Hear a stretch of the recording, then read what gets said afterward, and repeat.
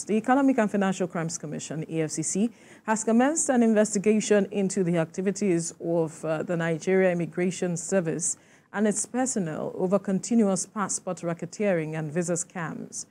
Recall that early this year, the Minister of Interior, Olubunmi Tunji-Ojo, made efforts to ensure prompt, complete automation of passport applications. But many Nigerians still find this process rather tedious and stressful.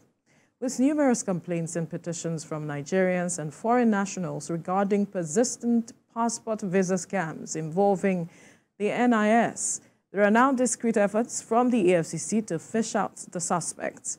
Joining us in the studio is a lawyer and social development advocate, Olubunmi Tunji-Ojo. Good morning.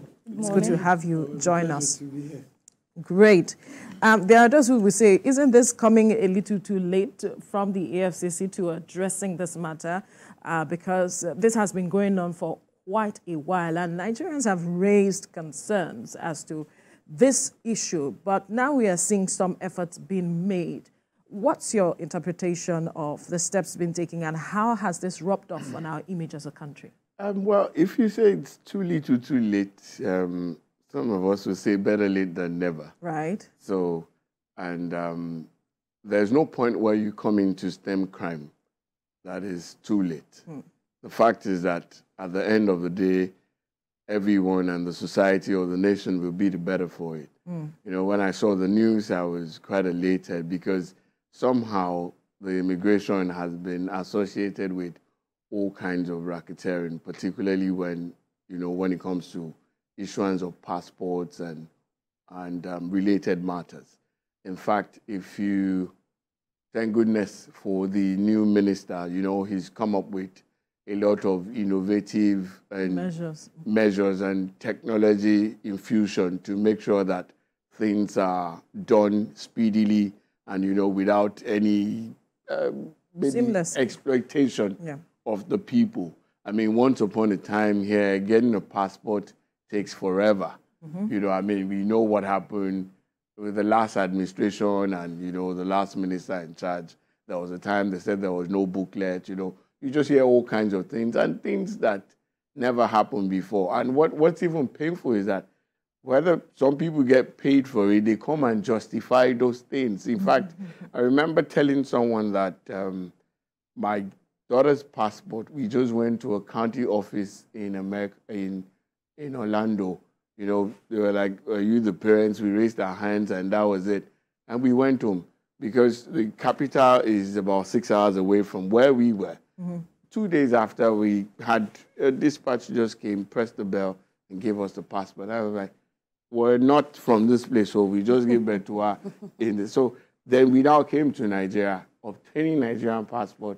It took forever for the same baby that we got American passport in 2 days for. So then you now wonder what is different over there that we cannot replicate. What is in a passport? Just passport capture, put the data and give the person. You know, it became, but thank God when the minister came and he brought his own, you know, ways of doing things. I mean, it's somebody who is upward mobile and we saw what has happened. But even at that, you know, Nigerians have ways of circumventing processes and, you know, beating the system. And, you know, you see further that even when they keep saying that, don't pay this amount, don't do this, don't do that, they still find a way around it. But also, you can blame the immigration officers on one part. There are Nigerians too who hate to follow process. So they're the ones who actually aid and abet such, because it takes two to commit a crime of that nature. So if there is no willing buyer, the willing seller will not, you know, find a place to put the thing. That's basically what's happening here. So in as much as the whole search is on the officers in the immigration office, I think those who patronize them too should also be held accountable. I mean, it's a conspiracy, so they should be held along with them. That's how I say it. But the EFCC has done a fantastic job. Too little, too late, better late than never, whichever way you want to say it. The fact is that you just mentioned something that how much has he rubbed off on the image of the country? Fantastically bad. That's it. Because you see people, I've seen people who have not even traveled before, who try to help you procure visas, who try to help you get things, and you wonder, how do they do these things? And, you know, I've seen a lot of people sent back at the immigration point abroad. You know, you just see that. Then you now wonder, how did they go through Nigeria that they didn't see these things?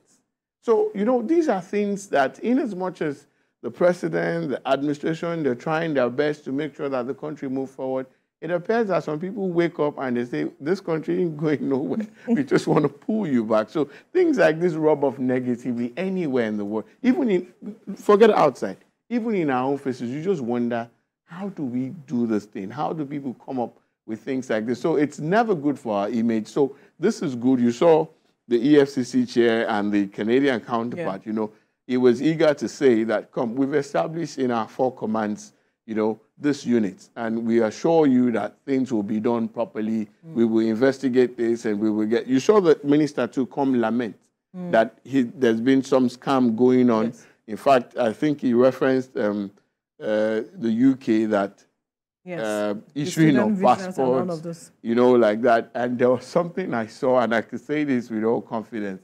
A couple of years ago, a friend and I, we were at the Nigerian house in New York. He wanted to get passport for his son then, some 7, 8 years now. So what happened was, we were there, we had paid all the necessary fees, and then we came from Jersey to New York. So when we got to New York, it was quite a distance. We paid, you know, heavily to come and everything. You know, they had a baby, you had to bring the baby with you and all. At the end of the day, we had paid the fees.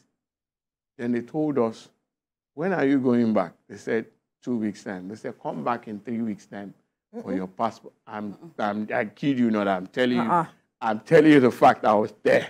You know, so we're like, 3 weeks. Please. You know, at that point, you know you were helpless. We're like, what can we do? They said, what do? We can't wait that long. They said, okay, fine. There's a $300 express fee. The whole passport is $150. So we didn't have a choice. We had to pay. So then we had to do some copies and everything. They said, just go 2 blocks away. We went all the way, did all the necessary things, then came back. And the passport miraculously came out in 2 hours. You know, I'm very concerned about why that, you know, express method of giving you that documents cannot be the normal process, and how that was able to come out very quickly. So the normal process is there. They didn't need extra documents. No, so Nigerians have ways of creating bottlenecks. They had to create the bottleneck so that you take the... So can we blame the people who pay when these bottlenecks have been put in place? At that level, you can't blame them because, I mean, you bought tickets, you know when you're coming back, you calculated all your moves. Because earlier you said that we need to also look at those who are aiding them, who are complicit. So at this point... No, so I have my reasons for saying that. There are people, I've seen people who act like agents and they get, you know, customers, and then they bring you, they just come with piles of passports and all that. Those are the ones I'm actually referring to. Okay. But there are situations where there are emergency situations. I've been somewhere we were meant to travel to the UK a few years back, and a friend of ours, we were all set, tickets, everything, but we just realized that I was just looking. I found out that the passport was less than 6 months. Oh no, you can't travel. So you know what the person had to do? So we were like, what do we do? What do we do? It was about 3 or 4 days to go. We would have found that out at the airport. And we were going for some conference. So the person had to fly all the way to Calabar, because then you could do it. They had less, you know, numbers, traffic coming for. So she flew all the way to Calabar, then came back the next day. They got it that same day. So that was the saving grace. Now, so the emergency situations, no doubt. But that one I described in the US at the Nigerian house, I tell you for free, that one is unnecessary. But you know, Nigerians are good. We're good at planning things, creating obstacles, and you know, all these bureaucratic bottlenecks to make sure that at the end of the day, you don't have a choice. You have to seek alternative route right there. So the money was somewhat unofficial. Yeah. That's the thing. You know, if you know you want to do express and they have their official routes of doing it, no problem. Since we'll pay and we'll fill all the necessary things. But this one was deliberately created. So it was a case of them asking, how long are you staying? Then they give you something a little bit above it. Even if you're staying within the time frame that you've been given, you look at it that if I have to go all the way, we came from Jersey. Jersey was just an hour from New York. Some of the people came from farther states.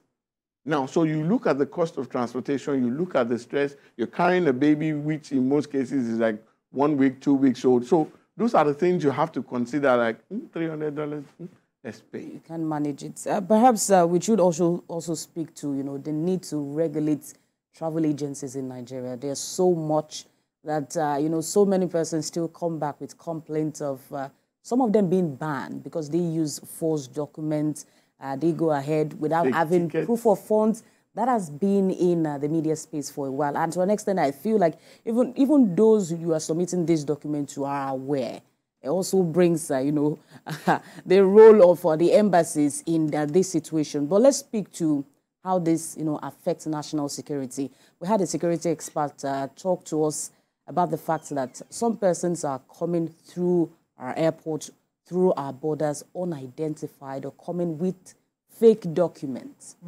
Well, it's sad, but it's the reality that we face somehow. But you see, the fact is that people who come in with fake documents can't do it like that. There are measures with which, in place to actually identify such culprits. But the fact is that if there is no internal cooperation and collaboration, such persons can't just walk through our borders like that. Now, so same racket, because that's basically what happens. These things are all arranged. Now, but you see, the further implication is that you don't know, you cannot verify this person's properly, and then you don't know their motive. Anybody who works into another country with fake papers and fake documents obviously is not, you cannot guarantee, you can't vouch for that kind of person. And that, for me, is a security risk. Because at the end of the day, such persons can do anything in your system and then create big problems for you. So I guess those at the immigration point who allow for things like this to happen just think about the immediate gains for them. They do not know they don't the far-reaching think about effect. the far-reaching effect on the country, because what will make me go to another country with fake documents if I'm not up to something evil? Right.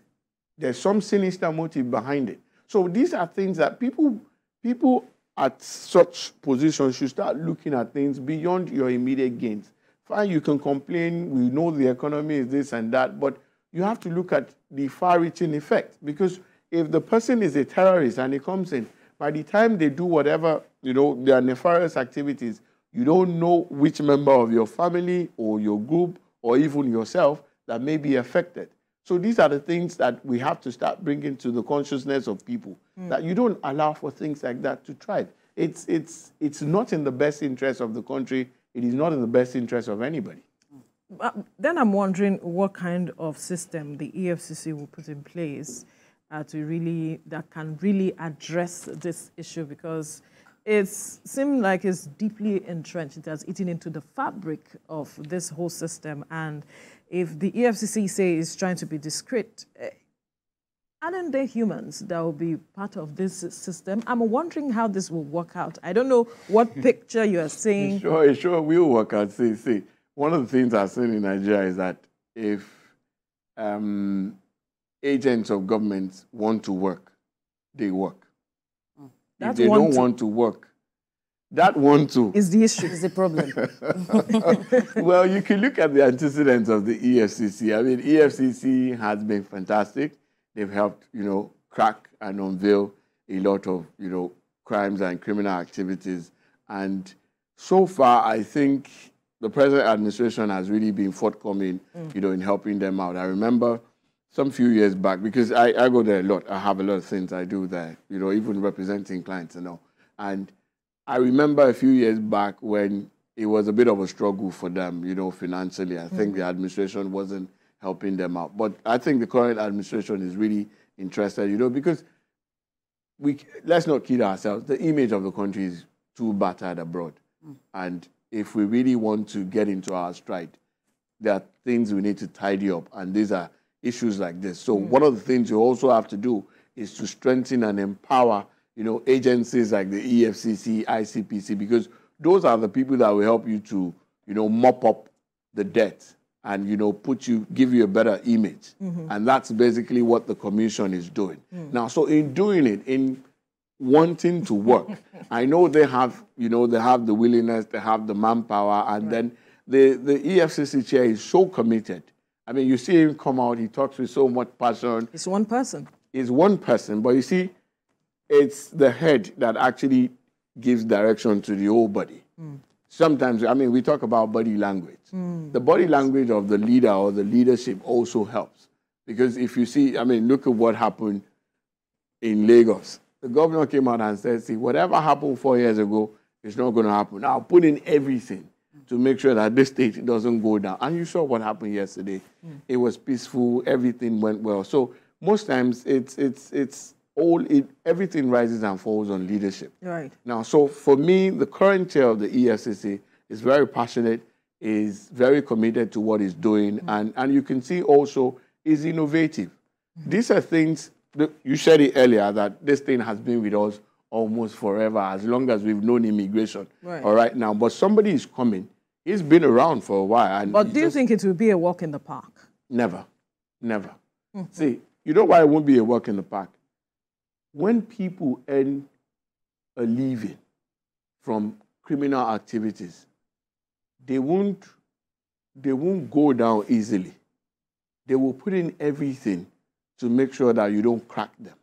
So also you have to double your intelligence, you have to double your effort to make sure that you're 10 steps ahead of them.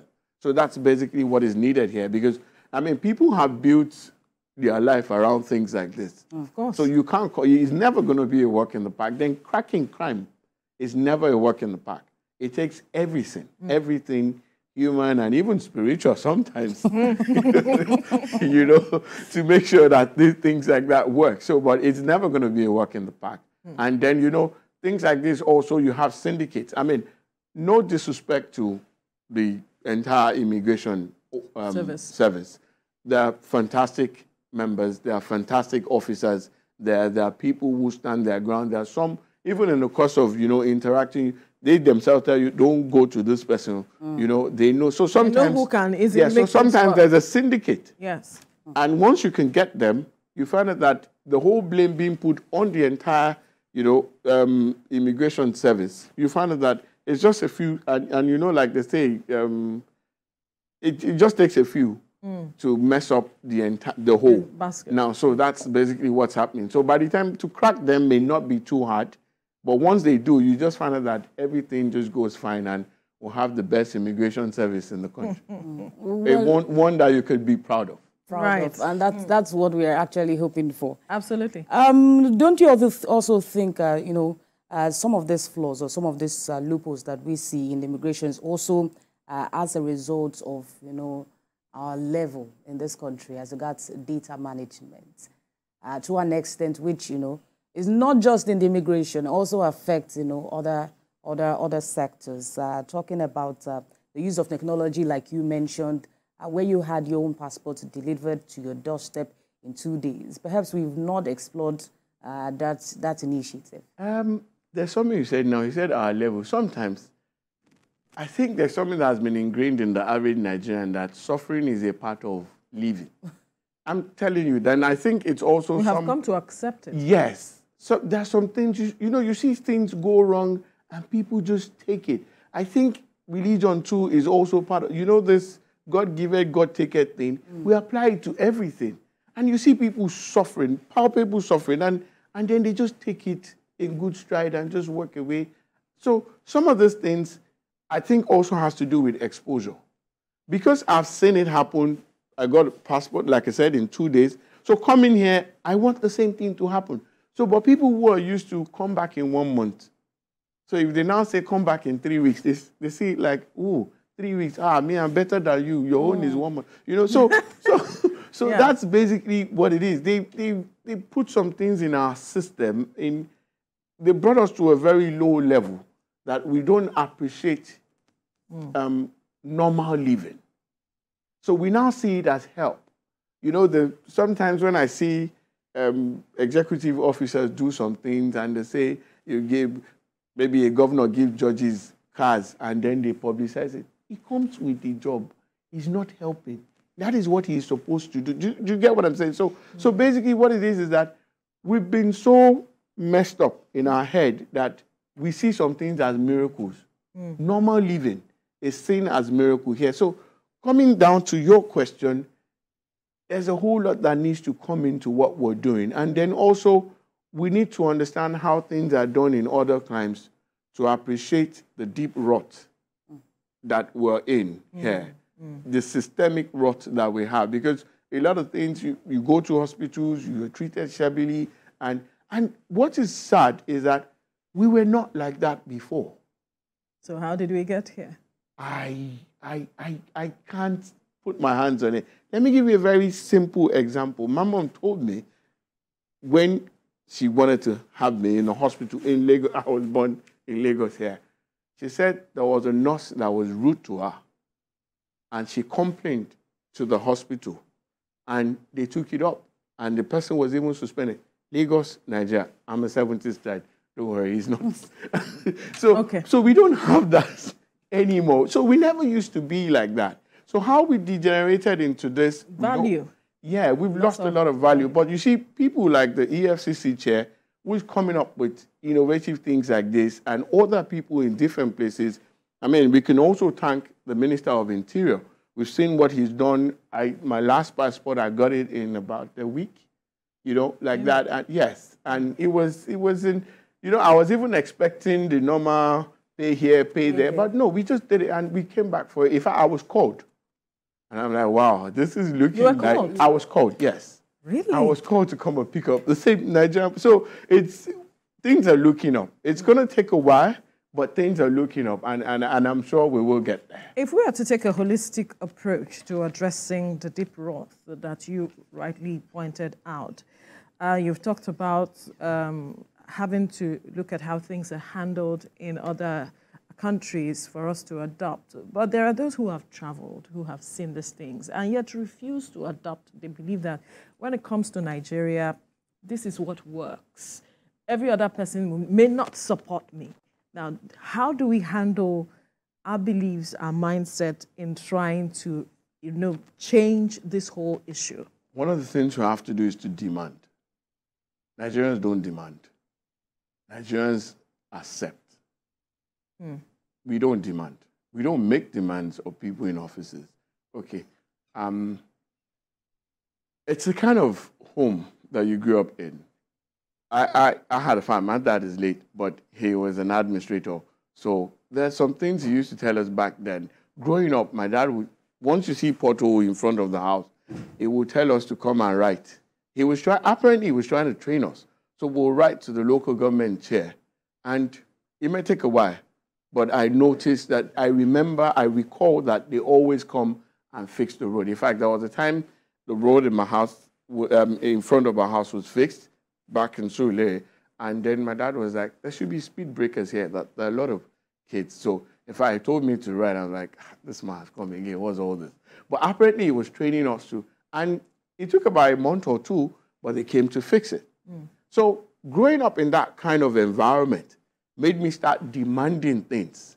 And most times I remember people would go like, your daddy has come again, like that. And it happens now, Sometimes when I stand my ground and I say, no, this should be done like this, my friends will go like, lawyer, you don't start, But you see, we have to come to that level where we start demanding our rights. There are things that have been provided for you in the Constitution and the laws.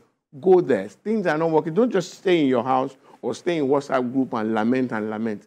Go to where this place is. And you find that some of these people don't know that they are supposed to do these things. But when the demands are made on them, they do it. They don't know, and they occupy the office. I tell you, they don't know. Really? So how did they get there? How did they occupy those offices? I have seen somebody contesting for councillorship, promising scholarship, promising this. He doesn't know what they do there. He's copy and paste. Most of them don't know what comes with the offices. I'm not kidding you. I deal with public officers. I go and make demands on them. It's when you go there, you tell them, this is in the law. They look at it, I'm not kidding you. Some know, and they don't do it. but majority don't know what comes with the office. Unfortunately, we who are supposed to be the beneficiaries of these things, we too don't know. So we all just live in ignorance and expect some miracle, and miracles will not happen. Right. It's if you pray, God is not going to do some things. He's put people in place. So those are the things. So, but basically, we have to demand. Look at this protest. I tell you, some things will change. I'm not a fan of the violent protests, but once you make demand of government, you will see adjustments in the next 1-2 months. Of course, we've seen government started making some... People started coming out, started explaining. And all of that. Before, governors are brazen. And the president has been saying, go and meet your governors. In the past, how many months now, the fact that the federal allocation has been increasing. But governors have just maintained as if it's business as usual. So, and the president has not minced the word in saying, go and meet your governors. These guys are the ones who will do these things for you. But, we just look at the president and everybody. So I assure you things will change the more we make demands. All right, we'll have to leave the conversation here now. Lawyer and social development advocate, Olutunji-Ojo. Thank you so much for your time. Always a pleasure. Right.